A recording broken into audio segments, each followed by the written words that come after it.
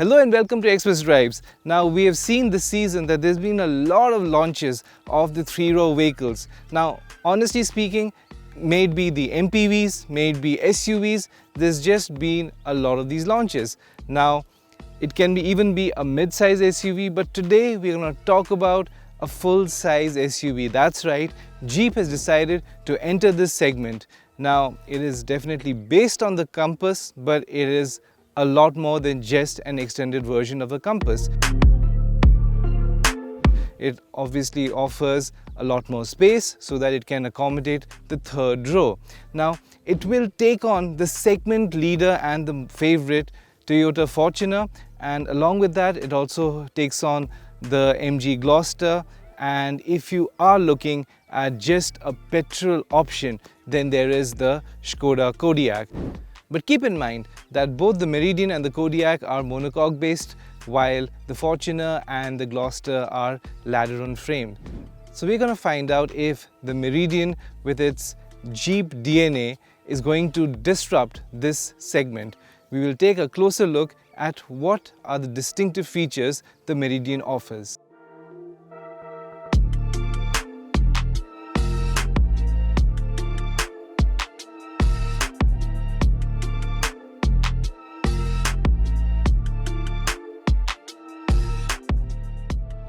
Now at a glance, the Meridian does look a bit like the Compass, and why not so? Because the Compass has its own unique road presence, that muscular SUV stance, and Jeep has decided to retain most of it. But if you take a closer look, well, you see the rectangle headlamps, they're a little bit more swept back, they're a little bit more slimmer as well. You see a lot more of the chrome garnishing happening. Of course, you have the traditional 7-slat Jeep front grille. This obviously is part of the tradition. And if you look a bit below, the front bumper has been completely reworked. We're not going to get so much into the details of the design because you can see that it has that typical Jeep stance. But if you come with me and look at the side profile, then you will realize which car the Meridian is actually influenced by. Now, if you thought that the Meridian was just a stretched Compass, well, then you have another thing coming. Now when you look at it from the side profile, it looks like the iconic Grand Cherokee. That's right. And of course the panels are new because it's an extended vehicle, but it comes with 18-inch alloy wheels, the same as the Compass, but the design is completely different. It looks a lot more snazzy. And one of the major USPs of this vehicle is the second door. It opens to 80-degree angle, so that basically means that the ingress and egress, or getting into the cabin or exiting the cabin, is very simple. We'll take a look at that later, but this is a first in the segment. Now, in terms of design, it definitely looks like a very premium vehicle. But in terms of dimensions, how does it fare against its competitors? Now, the Gloster is the longest, the widest, and even the tallest vehicle in the segment by far. But how does it fare against the bestseller Fortuner?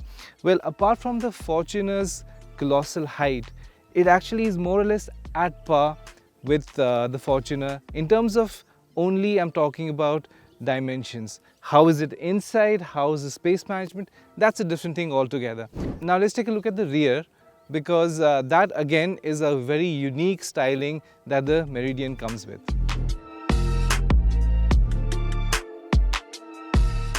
So now let's talk about what is unique about this rear design. Well, first and foremost, you have to look at the tail lamp right here. Now it has this 3 pods kind of a design, and it's slim, and this is something that has been inspired from the Grand Cherokee. Then of course you have tons of chrome, this huge band of chrome between the rear lamps right here, and we all know that chrome is something that is synonymous for being premium in the Indian automotive market. That's the reason why you also have this additional garnishing right here on the lower rear bumper. Now, we just forgot to mention something, and that is the rear quarter glass. That is new, of course, because this is a 3-row vehicle, unlike the Compass.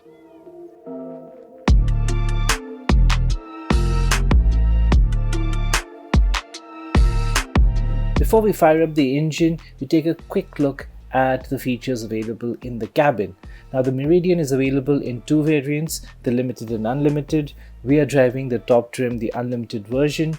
Now it comes with a 10.1-inch touchscreen infotainment system which supports both wireless Apple CarPlay and Android Auto. Only the top trim comes with the 10.25-inch digital instrument cluster with electrically adjustable driver and passenger seats, which are also ventilated. So that is a great boon for us, because the Indian summer can be quite a challenge. And it also comes with a couple of convenient features like wireless phone charger. Then you have the 360-degree camera, electric tailgate as well, and of course we Indians love a panoramic sunroof, so that too is available. Then there are some other additional safety features, like it comes standard with 6 airbags, and also it is equipped with a tire pressure monitoring system. So we're sitting in the second row of the Jeep Meridian, and the company has ensured that this is an extremely premium car. It has a lot of leather all over the place, leather panels. The door panels get nice soft leather, and of course the upholstery itself is all leather, the quilted design, quite comfortable. The seats are carved very well. The second row seats are a bit high, but again they're very supportive. The middle passenger has enough space as well, same with the leg room, so there are no compromises there.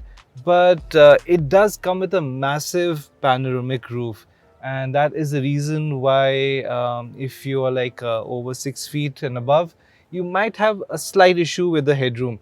But if a person like me, a person who's in like around 5 feet 9, should be fine. It's not really much of an issue. You also have an armrest here, as all the other vehicles. So it is a very premium and a spacious row, but the acid test is and always will remain the third row. So let's go and check it out. Oh, by the way, one more thing. These seats are reclinable, the backrest, but the seats don't slide. So we would have preferred that. That's a very practical aspect which Jeep somehow missed out in it. Anyways, let's check the third row. So as you can see, the 80-degree angle door offers a very large and easy access. But how is it to enter the third row? Here's a lever right here. You just pull it and well, it simply folds. So it still has enough room and you can enter. Again, there's no problems. And when you fold the seat back, you got to be a bit careful, because it looks like as if it's gonna hit your feet, but it won't actually. And there you go. So first and foremost, the thing is, even the third row, you can recline it a bit, and see, actually you can recline quite a bit, so that gives you a little bit of flexibility right here. So you can lean back, but in terms of your knees, it is a bit of a challenge, honestly speaking. This is strictly for children only. Not a good idea to have adults here. Now Jeep insists that this is a vehicle that offers additional space, and that space can be used also for kids to sit in the back, or you like are going for camping or traveling on a road trip, so that you have that additional capacity and space to put your luggage. So apart from that additional cargo space or luggage space you get, you have these not bottle openers, but maybe cup holders you get here. You have roof mounted air vents, so this ensures that it is going to be it's going to be cool. There's going to be sufficient air circulation, and there's a 3-speed AC or the fan speed. So it's all right for children, but for adults it is going to be a bit of a squeeze, as you can see.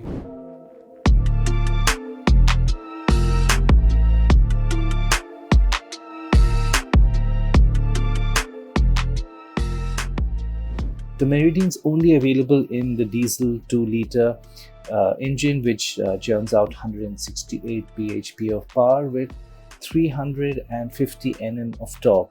Now, the automatic transmission is the 9-speed torque converter, while the manual is the 6-speed one. Now, the engine itself, it builds up speed in a linear fashion, but the SUV does remain extremely steady at high speeds. The additional weight of the Meridian can be felt when you put the pedal to the metal, as it does take that additional, that fraction of a second or two to build that rhythm. At high speeds, the engine can get a bit noisy, but being a full-size SUV, the Meridian remains fairly quick for its size.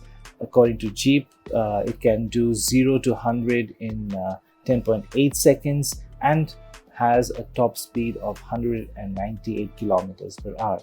Now, coming to the ride quality, it is extremely good. It is tremendous actually. It goes over potholes without any problems. And here is where the independent suspension comes into play. It offers that extremely smooth ride, because once the vehicle goes over a pothole, that shock is absorbed only by one wheel, and it is not translated through the axle to the entire body. So it ensures that it is a very comfortable ride, especially for the passengers at the back seat. Now, we did mention about the transmissions. So we drove the 9-speed automatic torque converter. The transmission is ideal for daily commute and does make cruising also quite a pleasurable experience on the highway. But if and when you do have to overtake a vehicle, then that's where the gearbox shows a bit of its lethargic nature, because it doesn't shift, or rather it doesn't downshift as quickly as one would have liked. Even though the Meridian is a 3-row vehicle, what would a Jeep be if it didn't hit the off-road trails? Now, with an approach and departure angle of 20 to 22 degrees, the Meridian managed to climb steep inclines and declines, and it also easily, without batting an eyelid, drove over this obstacle that was created by Jeep, which was made of only steps. And with a massive 203 mm of ground clearance, the Meridian gives a sense of confidence like no other vehicle in this segment. So there you have it. This is the Jeep Meridian, and what would a Jeep be without off-roading? That's right, we took this 3-row vehicle onto a real hardcore off-road track, and it came out with flying colors. We went through inclines, deep declines, and also we drove over staircases. And if you look at these tires, these are standard tires which the Meridian comes with. So it is extremely capable, all thanks to its independent front and rear suspension. But how does it fare with the competition as such?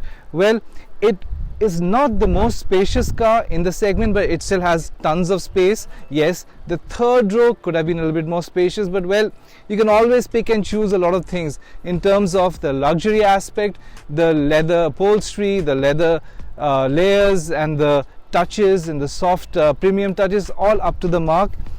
The only thing now depends is how Jeep is going to price it.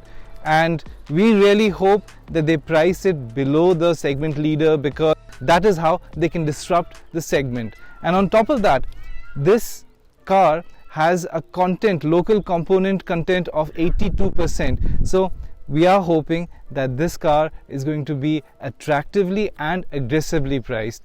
And our verdict is, if you're looking out for a car in this market, then you should definitely go and check it out, because it is worth your time.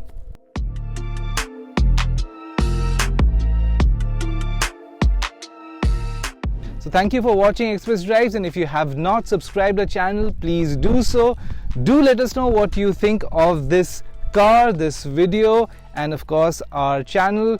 And of course, do not forget to click on that bell icon so that you are always notified with the latest news and our latest videos.